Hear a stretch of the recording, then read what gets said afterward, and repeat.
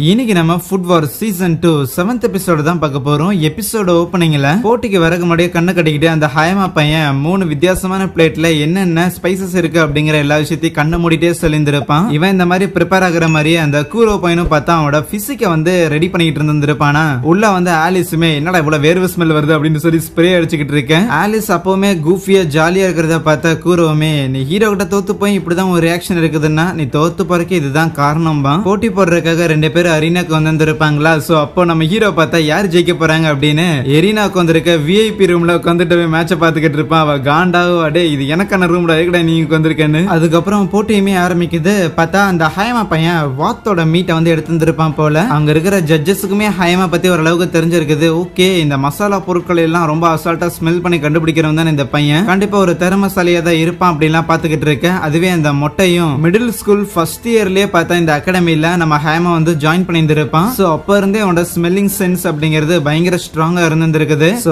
இப்படியே போச்சுன்னா கண்டிப்பா கவுன்சில் ஆஃப் 10ல எரினாவுக்கு அடுத்தது இவன் வந்து இருக்கிறதுக்கான எல்லா வாய்ப்புகளும் இருக்குதுன்னு நினைப்பான். ஈவன் ஆடியன்ஸ்ல இருக்கிறவங்களுமே கண்டிப்பா ஹயமா பையன் தான் ஜெயிப்பான்னு நினைச்சுக்கிட்டு இருக்கேன். நம்ம ஹீரோவும் எப்படியும் இந்த பேட்டில்ல ஹயமாக்கு தான் அட்வான்டேஜ் இருக்குது, கண்டிப்பா அவன் தானே ஜெயிப்பான் அப்படின்னு எரினா கிட்ட கேட்க எனக்கும் அதுதான் தோணுது. ஏன்னா அந்த கூரோ பையனை நானும் கிளாஸ்ல சில டைம்ல பார்த்துருக்கேன். ரொம்பவே வந்து கைண்டா அமைதியா இருப்பான். இருந்தாலும் சில டைம் அவன் மேக் பண்ற டிஷ் எல்லாமே மோசமா இருந்துச்சு அப்படின்னாலுமே அட்லீஸ்ட் கிளாஸ்ல என்ன செய்யணும் அப்படின்னு சொல்றாங்களோ அதை மட்டும் அவன் ப்ராப்பரா செய்யற ஒருத்தன் தான் சொல்ல. அங்க வந்து ஆலிஸ் உங்களுக்கு அவனை பத்தி எதுவுமே தெரியல, அவனோட குக்கிங் என்னவா இருக்க போகுதுன்னு கணிக்கிறதுக்கு நீங்க லாஜிக்கலா யோசிச்சால வேலைக்கே ஆகாதுன்னு சொல்ல. பார்த்தா அங்க கூரோ ஒரு ஈல வந்து சமைக்கிறதுக்காக எட்டு வந்திருப்பான். ஈல வச்சு என்ன சமைப்பான் அப்படின்னு நம்ம ஹீரோக்கு ஒரு சில கெஸ் எல்லாம் இருக்குது. இல்ல அதெல்லாம் இருக்க வாய்ப்பு இல்லைன்னு நம்ம எரினா வேற ஏதோ யோசிச்சுக்கிட்டு இருக்கேன். அப்ப ஹீரோ ஆலிஸ் கிட்ட கேட்பான், ஆமா அவனோட குக்கிங் வந்து ஏதோ லாஜிக்கலா பார்க்க முடியாதுன்னு சொன்னேன், சோ வேற எப்படி பாக்குறதுன்னு கேட்க இந்த கூரோ பையன் அவனோட ரெஸ்டாரண்ட்ல இருக்கும்போது சோ அங்க இருக்கிற மத்த செஃப் தான் அவனோட பெட்டரா இருந்திருப்பாங்க. ஆப்வியஸ்லி அவங்க எல்லாம் பெரிய ஆளுங்க. சோ அவங்க முன்னாடி நம்ம தோத்து போயிடக்கூடாது அப்படின்னு சொல்லி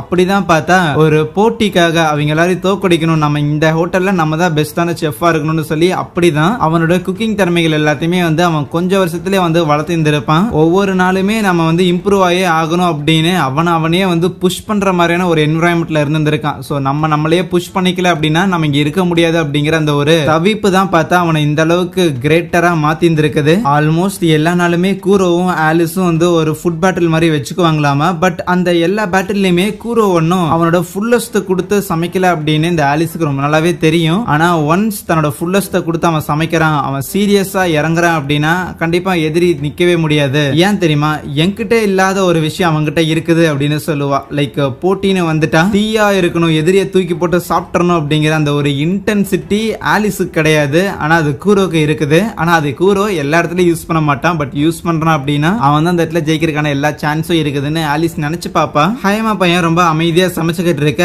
அவனை பார்த்து கூரோ கேட்பான், ஏண்டாடே இந்த அளவுக்கு ரொம்ப பொறுமையா இருக்கிறே, உனக்கு ஏன் இந்த போட்டியில ஜெயிக்கணும் அப்படிங்கிற அந்த ஒரு வெறி இல்லையான்னு கேட்கும்போது கண்டிப்பா நான் உங்ககிட்ட தோக்க போறது இல்ல, இந்த அளவுக்கான ஸ்மெல்லிங் சென்ஸை வச்சுக்கிட்டுன்னு மறுபடியும் காமா அவன்ல இருந்து அவனோட டிஷ்ஷை வெளியே எடுப்பானா. சோ அந்த ஸ்மெல் அப்படியே இருக்கிற எல்லா இடத்துக்கு போக நம்ம யூகி அதுல என்னென்ன கலந்துருக்கான் அப்படின்னு சொல்லிட்டு அதை செக் பண்றதுக்காக ட்ரை பண்ணுவா. பட் இருந்தாலும் நிறைய விஷயம் ஆட் பண்ணிருக்காங்காட்டி என்ன ஒரு விஷயத்தை கண்டுபிடிக்க முடியல அப்படின்னு சொல்லி குழம்பி போக அங்க இருக்கிற எல்லா ஜட்ஜஸுமே அந்த ஹயமா பையனோட குக்கிங் மேல இன்ட்ரெஸ்ட் காட்டும் போது அந்த கூரோ அமைதியா சமைச்சுக்கிட்டு இருப்பானா. என்னன்னு பார்த்தா இந்த ஈல் எல்லாத்தையுமே வந்து ஒயின் வச்சு அவன் வேக வச்சுட்டு இருப்பான். சோ அது கூடவே பொட்டேட்டோ அப்படின்னு சொல்லிட்டு இன்னும் சில விஷயங்களை அவன் ப்ரிப்பேர் பண்ணிக்கிட்டு இருக்கேன். எதிரியை தோக்கடிக்கிறதுக்காக இந்த கூரோ பையன் என்னென்ன பண்ண போறான் அப்படின்னு எரினா யோசிக்க, உன்னால என்னால என்ன தோக்கடிக்க முடியாதுடா அப்படின்னு கூரோ ஹயமாவை பார்த்து கத்த, நீ என்ன வேணா வாய் பேசிக்கோ ஆனா என் மசாலா மனைவி கண்டிப்பா மண்டிக்கிட்டு தான்டா போறேன்னு அவன் சாப்பாடையும் முடிச்சுட்டு நிறைய கொண்டு போய் சர்வ் பண்ண. அவன் வாத்தை தானே சமைச்சிருந்திருப்பான். சோ அதை கொண்டு போய் வைக்கும் போது அதுல அவன் என்னென்ன ஆட் பண்ணியிருக்கான், இந்த டிஷ் எந்த ஊரை சேர்ந்தது அப்படின்னு சொல்லி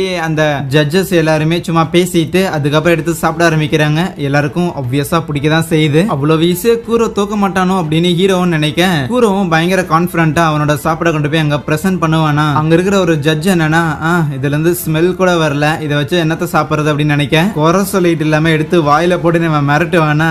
சரி ஜட்ஜ் வேலைக்கு தானே வந்திருக்கான்னு சொல்லி எடுத்து வாயில வச்சா அதுவுமே அவங்களுக்கு ரொம்பவே பிடிச்சிருந்திருக்கும். சோ அதுல எக்ஸ்ட்ராவா வந்து பிளம் எல்லாம் ஆட் பண்ணிருக்கானாமா. இதை கேட்டு பசங்க எல்லாம் ஷாக் ஆயிடுறானுங்க, ஏன்டாடி எவனாவது ஈலுக்கு பிளம் எல்லாம் ஆட் பண்ணுவானா, அது வேற நல்லா இருக்குமா என்னெல்லாம் பாத்துட்டு இருப்பானுங்க. ஸ்டில் ஹயாமா அந்த இடத்துல பயப்படாம வேர்டிக்டுக்காக வெயிட் பண்ணிக்கிட்டு இருக்க. அந்த கூரோட டிஷ்ஷை எல்லாரும் பயங்கரமா என்ஜாய் பண்ணிக்கிட்டு இருக்க. ஒரு பாயிண்ட்டுக்கு மேல ஐயோ என்னாச்சு நம்ம தூக்க போறமான ஹயாமாக்கு லைட்டா ஜர்க் ஆயிரும். இறுதியா ஜட்ஜஸுமே அவங்களோட வேர்டிக்ட வந்து சொல்லணும். பட் இருந்தாலும் ரொம்ப நேரம் ஆக்கிக்கிட்டு இருப்பாங்க. என்னாச்சு, இந்த டிசிஷன் மேக் பண்றது கூட அவங்களுக்கு அவ்வளவு கஷ்டமா இருக்குதான்னு பாத்துக்கிட்டு இருக்கேன். அங்க முதல்ல 2 ஜட்ஜஸ் பார்த்தா நம்ம ஹயாமாக்கு தான் ஓட் கொடுப்பாங்களா. சோ 2 பேர் இங்க ஹயாமாக்கு ஓட் கொடுத்துட்டாங்க. மிச்சம் 3 பேர் என்ன சொல்லுவாங்கன்னு பாத்துக்கிட்டு இருக்கேன். அந்த மொட்டை வந்து நம்ம கூரோக்கு ஓட் கொடுப்பான். ஏன் அப்படின்னு கேட்கும்போது, ஆமா ஒரு சீ ஃபுட் ஒரு ஈல வச்சுட்டு அவன் இந்த அளவுக்கான ஒரு டேஸ்ட் அச்சீவ் பண்ணியிருக்கான் அப்படின்னா அதுக்கு அந்த ஓட்டு ஒர்த்து தான் சொல்றாங்க. ஈவன் கூரோவோட சாப்பாடுல லைக் ஸ்மெல் பெருசா இல்ல அப்படின்னு ஒருத்தங்க சொல்லிட்டு இருந்தாங்கல்ல, அவங்களுமே ஒரு மாதிரி பயங்கர கன்ஃபியூஷன்ல இருந்துட்டு சரி போனா போயிட்டு போகுது கூரோ பையன் உனக்கு தான்டா ஓட்டு வச்சுக்கடா அப்படின்னு சொல்லிடுறாங்க. இறுதியாக அங்க ஒரே ஒரு ஓட் போடுறதுக்கு இன்னும் ஒரே ஒரு லேடி மட்டும் இருக்கிறாங்க. ஆனா அவங்க பார்த்தா பொசுக்குன்னு இல்ல என்னால சொல்ல முடியல, 2 பேருமே வந்து நல்லா தான் சமைச்சிருந்திருக்காங்க போது கூரோ பார்த்தா அந்த இடத்துல கத்த ஆரம்பிச்சிடும். ஏய் உனக்கு கொஞ்சமா அறிவு இருக்கா, என்ன நீ ஜட்ஜ் தானே வந்து உட்கார்ந்து இருக்க, ஓட்டு கொடுக்கறதா நம்ம வேலை, ஓட்டு போட முடியாதுன்னு சொல்லிட்டு இருக்கிற என்ன ஜட்ஜ் நீன்னு சண்டைக்கு போயிட்டு இருப்பான். ஈவன் அங்க இருக்கிற மத்தவங்களுமே கத்த ஆரம்பிக்கும் போது டக்குன்னு மொட்டை தான் எந்திரிச்சு போயிட்டு ஓகே ஓகே இவங்களால பதில் சொல்ல முடியல அப்படின்னா அது ஏன் சொல்ல முடியல அப்படிங்கறத நீங்க புரிஞ்சுக்கோங்க. என்ன பண்ணலாம் அப்படிங்கிற விஷயத்த நாம இங்க கவுன்சில் ஆஃப் 10 கிட்டே கேட்போங்கும் போது அவங்க 3 பேர் நம்ம எய்சன் சட்டோஷி எரினா அவங்க 3 பேரும் நிக்க வச்சுட்டு இந்த மாதிரி ஃபுட்பாலர்ல ஒரு ரூல் இருக்குது, யாரு ஜெயிச்சாங்க அப்படின்னு டிசிஷன் மேக் பண்ண முடியல அப்படின்னா இந்த ஒரு போட்டியை அப்புறமா நடத்திக்கிற மாதிரி கூட அதை வந்து போஸ்ட்பான் பண்ணுவாங்க. அந்த மாதிரி ஏதாவது பண்ண முடியாதுன்னு கேட்கும்போது சட்டோஷி இல்லாதல இது ஃபால்ஸ் செலக்ஷன், அது மட்டும் இல்லாம நிறைய ஜட்ஜஸ் பயங்கர பிஸியா இருப்பாங்க, எல்லாரையும் எல்லா நேரம் கூட்டிட்டுலாம் இருக்க முடியாது, சோ அதனால இப்பவே நீங்க டிசிஷன் மேக் பண்ணி ஆகணும் அப்படின்னு சட்டோஷி ஃபோர்ஸ் பண்றான். இருந்தாலும் அந்த மொட்டை பயங்கர கிளவரா ஓகே ஃபைன் இவங்க 2 பேர்ல யாராவது ஒருத்தர் எங்களால சூஸ் பண்ண முடியலனா 2 பேரையும் நாங்க சூஸ் பண்றோம், 2 பேரையுமே நாங்க ஃபைனல்ஸ்க்கு அலோ பண்றோம் அப்படிங்கும்போது அது எப்படி பண்ண முடியும்னு எரினா சண்டைக்கு வருவாளா. அப்ப கரெக்டா நம்ம டைரக்டர் இருக்கிறாருல, சோ அவர் என்னன்னா வாவ் இது ஒரு ஸ்ப்ளெண்டடான ஒரு டிசிஷன், ஓகே ஃபைன் இது வந்து டிராவாவே இருக்கட்டும், இவங்க 2 பேருமே ஃபைனல்ஸ்க்கு போகட்டும், அங்க நம்ம ஹீரோ கூட சேர்ந்து 3 பேரும் பேட்டில் பண்ணட்டும்னு சொல்லியிருப்பாரு. நீங்க ஃபைனல்ஸ்க்கு மூவ் ஆயிருக்கீங்க, சோ இத பத்தி நீங்க என்ன நினைக்கிறீங்கன்னு கூரோ கிட்ட கேட்கும்போது அவன் சண்டைக்கு போயிருவான். ஹயாமா எப்பவும் போல ஜாலியா பதில் சொல்லிக்கிட்டு இருக்கேன். நம்ம ஹீரோ கிட்ட கேட்கும்போது அவன் சொல்லுவான், நான் ஏற்கனவே ஏ பிளாக்ல இருக்கும்போது இவங்க 2 பேர் கூட போட்டி போட்டு இருந்திருக்கேன், நானும் கூரோவும் ஒரே பாயிண்ட்ல வந்திருக்கோம், ஹயாமா என்னோட ஒரு பாயிண்ட்ல மேல இருந்தான், சோ 2 பேரையும் ஒரே நேரத்துல தோக்கடிக்கிறதுங்கிறது சூப்பரா தான் இருக்க போகுதுன்னு சொல்லுவான். அப்ப நம்ம சட்டோஷி சீனியர் அந்த இடத்துல ஒரு பெரிய ஒரு ஐஸ் கட்டி ஒன்னு கொண்டு வருவாரு, அதை உடைச்சா உள்ளுக்குள்ள ஏகப்பட்ட மீனெல்லாம் இருக்கும். சோ இந்த டைப் ஆஃப் ஃபிஷ்ஷ வச்சுதான் நீங்க சமைக்க போறீங்க, ஒரு 10 நாள் கழிச்சு உங்களுக்கு போட்டி நடக்க போகுது. ஆனா முக்கியமா ஏன் இந்த டைப் ஆஃப் ஃபிஷ் அப்படின்னா இந்த மாதிரியான மீன்கள் எல்லாத்தையுமே வந்து காமனர்கள் தான் சாப்பிடுவாங்க, பெருசா காசு இல்லாதவங்க தான் சாப்பிடுவாங்க அப்படின்னு சொல்லி இதுக்கு ஒரு பேர் இருக்குது. அதுவே போதும்னு நினைக்கிறேன். எதுக்கு இந்த மீனை வச்சு நீங்க சமைக்கணும் அப்படின்னு, இதுல இருந்து வர வாசனை அதுவுமே பயங்கர தூக்கலா இருக்கும், இது எல்லாத்தையும் எப்படி அட்ஜஸ்ட் பண்ணி சமைக்க போறீங்க அப்படிங்கறது தான் இங்க ட்ரிக்கே. அந்த ஜுன்வாத்திக்கும் நம்ம ஹயாமா ஃபைனல்ஸ்க்கு போயிட்டான் அப்படின்னு சொல்லி பயங்கர ஹாப்பி.